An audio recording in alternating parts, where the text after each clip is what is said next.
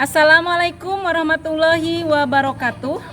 Kepada yang terhormat Bapak Ibu dosen penguji ujian kinerja, perkenalkan nama saya Siti Sofia dengan NIM 254216011120. Mahasiswa PPG Guru Tertentu tahap 4 tahun 2025. Program Studi Akidah Akhlak di LPTK Institut Agama Islam Negeri Takengon, Aceh.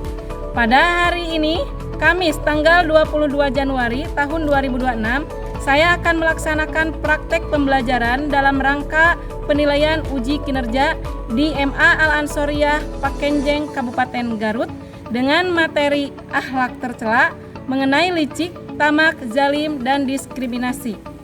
Demikian perkenalan saya. Sekian dan terima kasih. Selamat menyaksikan. Wassalamualaikum warahmatullahi wabarakatuh.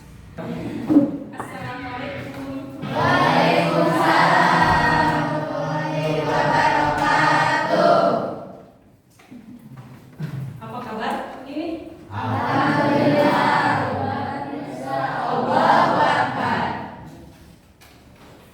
Semangat belajar? Masih ya? Baik, bersih ya, udah rapi, udah siap? Ibu, oh iya, buat ketua kelas silakan pimpin doa. Belum siap? Siap. Minta belajar, mari kita mulai dulu. Udah mulai.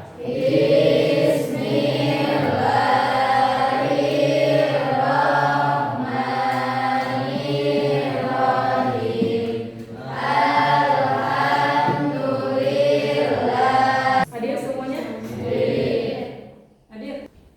Kita sebagai warga negara Indonesia untuk menyanyikan lagu wajib nasional sebagai bukti bahwa kita itu sangat mencintai negara kita, negara Republik Indonesia. Silakan regennya ke depan atau mau oleh Ibu? Ibu aja. Baik, Ibu pimpin ya.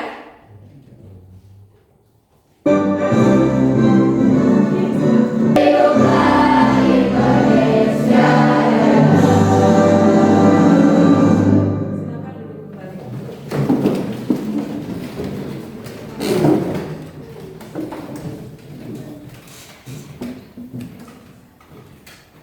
Baik, untuk pertemuan hari ini, bukunya disiapkan, materi akidah akhlak.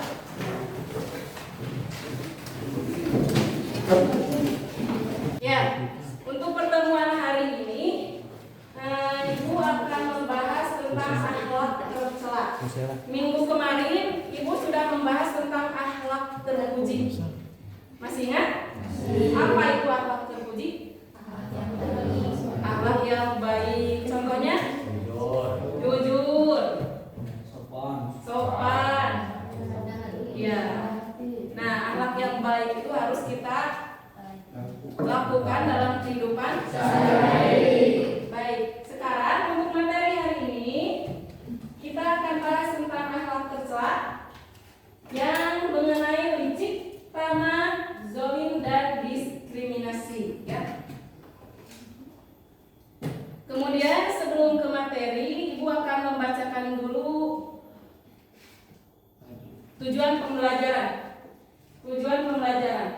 Jadi setelah kita mengikuti pelajaran hari ini, maka harus ada tujuan pembelajaran yang harus kita ketahui. Yang pertama itu adalah melalui analisis studi kasus, peserta didik dapat mendiagnosis ciri-ciri perilaku licik, kemudian tamak, zalim, dan diskriminasi.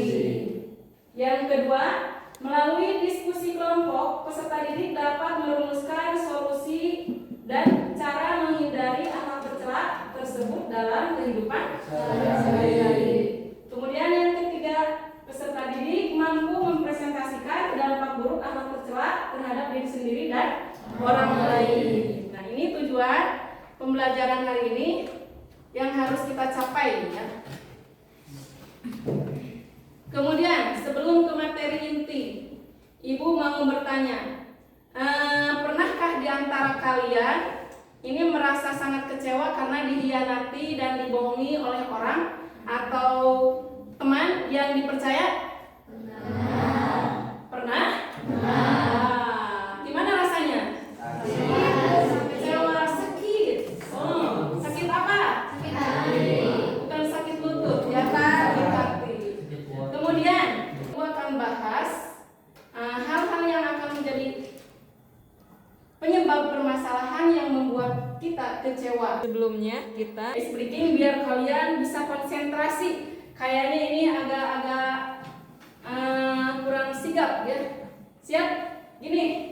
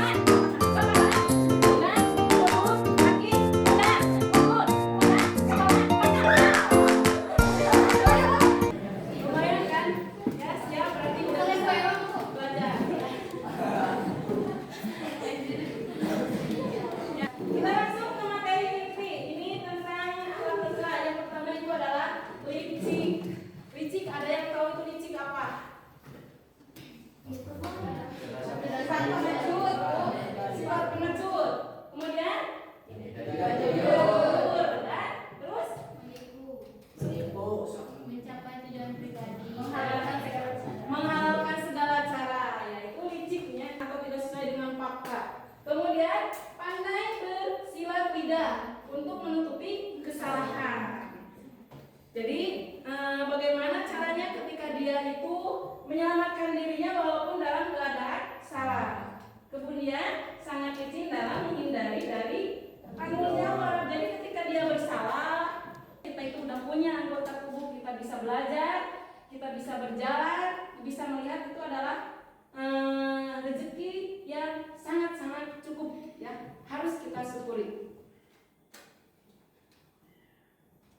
Kemudian selanjutnya sifat tersela itu ada yang namanya zolim atau kegelapan di hari kiamat ya. Zolim itu definisinya secara bahasa berarti meletakkan sesuatu bukan pada tempatnya.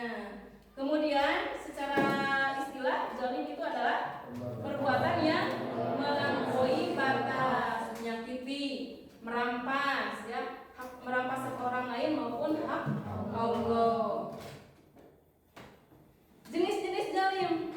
Lihat, jenis-jenis zalim itu yang pertama itu zalim kepada Allah, kemudian zalim kepada diri sendiri, dan zalim kepada sesama. Zalim kepada Allah itu yang dalam arti itu adalah menyekutukan Allah. Wah, besok saya mau ujian, pengen nilai besar.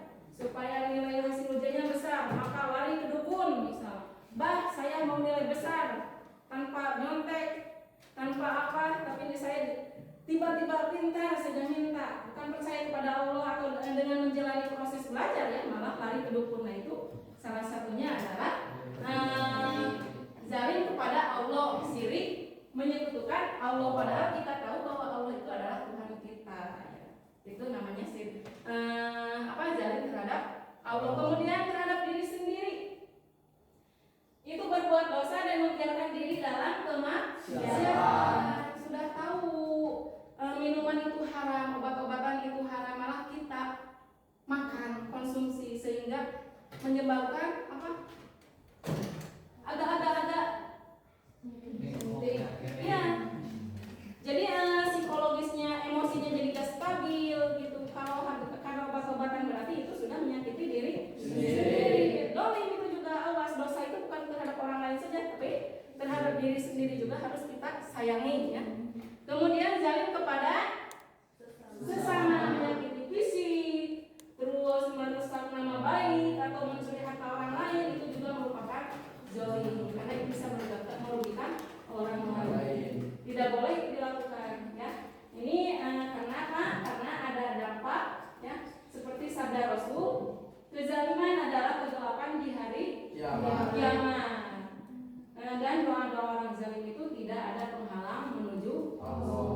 Menuju Allah. Jadi ketika orang yang kita sakiti, terluka, kita bully, kita cemarkan nama baiknya, misalnya di medsos atau di mana, kemudian dia terluka, sakit hati sampai psikologisnya terganggu.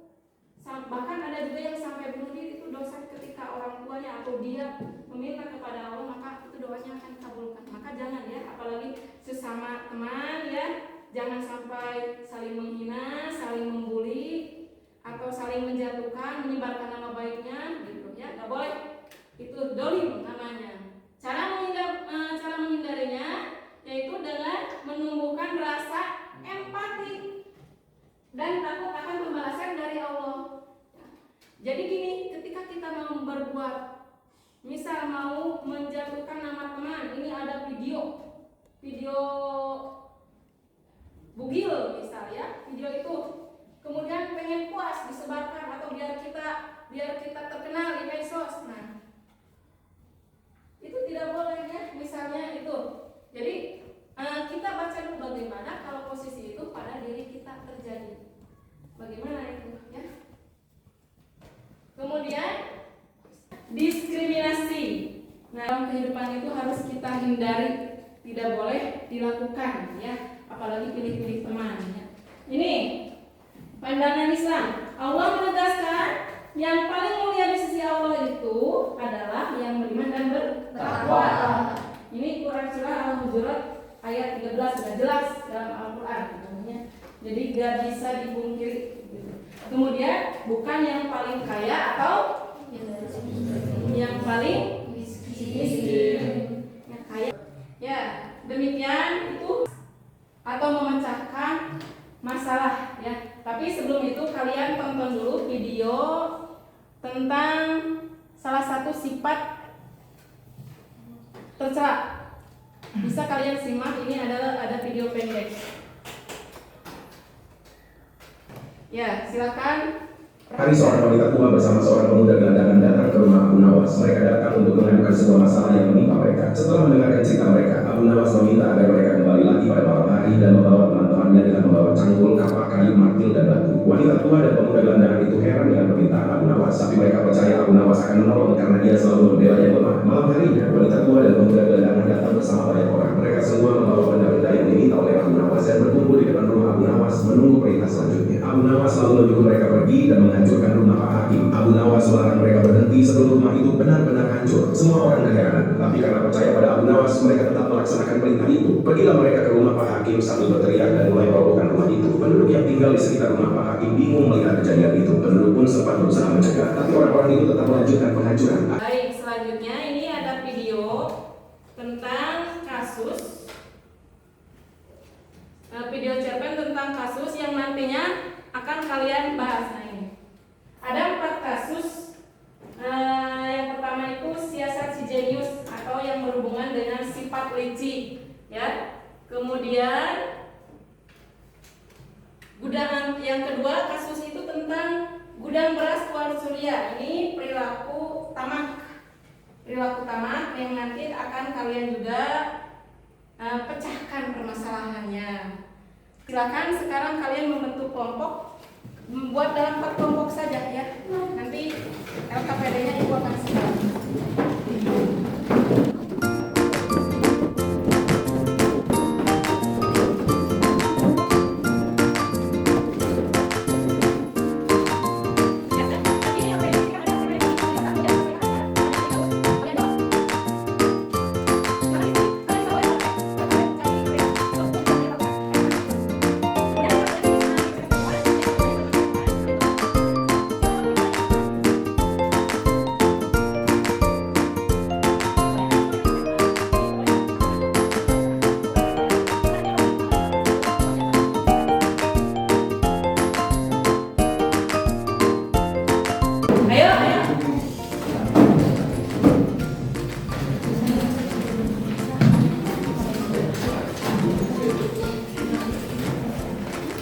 Bismillahirrahmanirrahim. Assalamualaikum warahmatullahi wabarakatuh. Waalaikumsalam warahmatullahi wabarakatuh.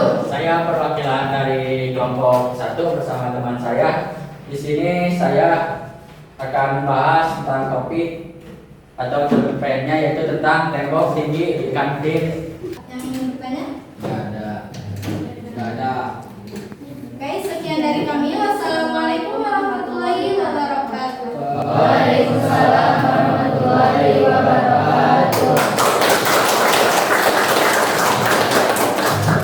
Ini ada miskonsepsi yang menganggap orang licik itu hebat. Orang licik itu hebat, ya. Ada itu yang miskonsepsinya. Kemudian faktanya cerdik itu adalah menggunakan kecerdasan. Baik, sekarang Ibu pengen tanya sama kalian buat kata kunci tentang misal zalim. Contohnya tentang licik. Misal contoh persamaan licik itu apa? Persamaan licik. Licik? Hah? Curang. Kemudian ada lagi? Baik, sekarang kita lanjut ke evaluasi. Siapkan HP-nya karena Ibu akan ngirim link. Kalian ada kuis yang harus kalian isi melalui Google Form, ya. Siapkan HP-nya. Siapkan.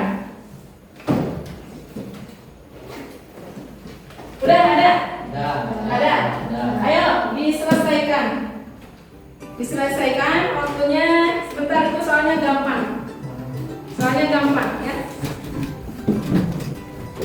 Ya, yuk. Gampang kan? Gampang. Jangan bertanya, ya, jangan bertanya. Sudah semuanya, benar, semuanya. Ya. Baca baik-baik, yang lainnya bagus.